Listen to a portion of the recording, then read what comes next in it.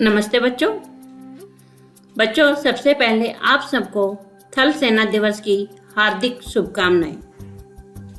बच्चों, आज हमारा थल सेना दिवस है और उसके उपलक्ष्य में मैंने एक छोटी सी कहानी लिखी है। ठीक है, इसके सभी चरित्र जो हैं काल्पनिक हैं। तो चलिए शुरू करते हैं हमारी कहानी। हमारी कहानी का शीर्षक है सच्चा देश प्रेमी। राहुल अपने माँ बाप का इकलौता बेटा था। जब राहुल पैदा हुआ तो पूरे गांव में चर्चा थी कि श्याम अपने बेटे की देखभाल कैसे करेगा, क्योंकि श्याम अपाहिज था। एक सड़क दुर्घटना में उसकी दोनों टांगें टूट चुकी थी और वो लंबे समय तक कोई काम नहीं कर पाया था। ये उस समय की बात है जब श्याम की उम्र बहुत कम थी, लगभग 25 साल।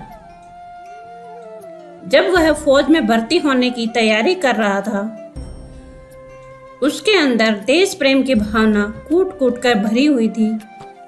गर्म खून देश के दुश्मनों को मार डालने के लिए उबल रहा था और आज उसका ये सपना सच होने जा रहा था। आज उसकी मेहनत रंग लाने वाली थी। श्याम घर में बैठकर अपनी जीवन संगनी के साथ अपने सपनों की दुनिया में खोया हुआ था। तभी दरवाजे पर दस्तक हुई और उसकी ठक ठक की आवाज़ सुनकर दोनों अपने सपनों की दुनिया से बाहर निकले। जैसे ही दरवाज़ा खोला, सामने डाकिया खड़ा हुआ था। उसने कहा, श्याम भाई, आपके लिए चिट्ठी आई है। उन दोनों ने डाकिये को धन्यवाद किया और अंदर आ गए। श्याम ने अपनी दुल्हन को चिट्ठी खोलने को कहा। सुनीता ने भी बड़ी इच्छा से लिफाफा खोला और खुशी के मारे अपने पति के गले लग गई। श्याम ने कहा, अरे बताओ तो सही, ऐसा क्या है लिफाफे में? सुनीता ने कहा, आपको बहुत बहुत बधाई, फौज में आपका सिलेक्शन हो गया है। श्याम ने झट से अपनी पत्नी के हाथ से चिट्ठी ली और ना जाने कितनी बार पढ़ा। श्याम ने कहा, सुनीता, मेरे जाने की तैयारी करने में मेरी मदद करो। मुझे अगले हफ्ते ही ड्यूटी पर जाना है।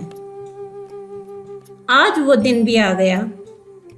श्याम बहुत खुश था और साथ में अपने परिवार वालों को छोड़कर जाने से थोड़ा उदास भी था। लेकिन सुनीता एक बहादुर बीवी थी जो अपने पति के साथ कंधे से कंधा मिलाकर खड़ी रहती थी। सुनीता ने अपने पति के हाथ में बैग थमाते हुए कहा, अपने पति की हौसला अफजाई करते हुए कहा, मजाल है किसी दुश्मन की कि हमारे देश की तरफ आंख उठाकर भी देख लें। और भारत माता की जय बोलते हुए श्याम को विजय तिलक लगाकर विदा किया। लेकिन कहते हैं कि होने को कौन टाल सकता है। सुनीता अपने घर के कामों में व्यस्त हो गई थी। तभी फोन की घंटी बजी और सुनीता ने जैसे ही फोन उठाया, सामने से एक अनजान की आवाज़ आई। उस अनजान ने बताया कि श्याम को चोट लगी है और उसे अस्पताल में दाखिल कराया गया। सुनीता बदहवास सी घबराई हुई बताए गए अस्पताल में पहुंच गई।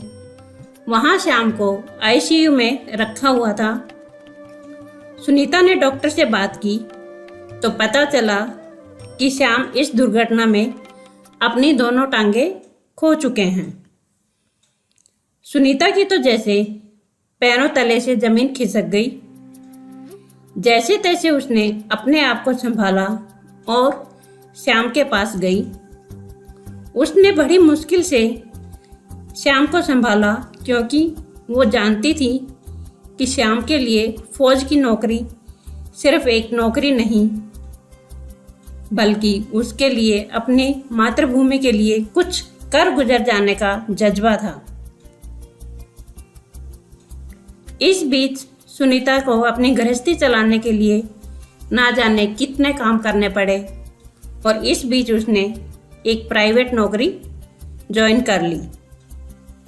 लेकिन उसने कभी भी श्याम को कमज़ोर नहीं पड़ने दिया। हमेशा कहती थी, आपके सपनों को हमारा बच्चा पूरा करेगा। समय बीता और उनके घर उनके एक बेटे ने जन्म लिया जिनका नाम था राहुल। उन दोनों को तो जैसे जन्नत मिल गई हो। अपने सपनों को साकार करने के लिए उन्होंने अपने बेटे की परवरिश ऐसी ही की।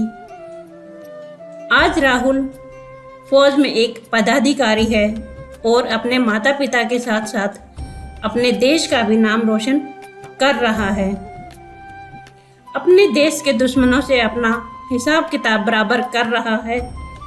धन्य है ऐसे वीर जो अपने देश के लिए सब कुछ न्यौछावर करने को तैयार रहते हैं। हम ऐसे वीरों के बलिदान का कोई भी मुकाबला नहीं कर सकते हैं। आज थल सेना दिवस पर मैं सभी फौजी भाइयों को सादर नमन करती हूँ। भारत माता की जय। धन्यवाद। जय हिंद।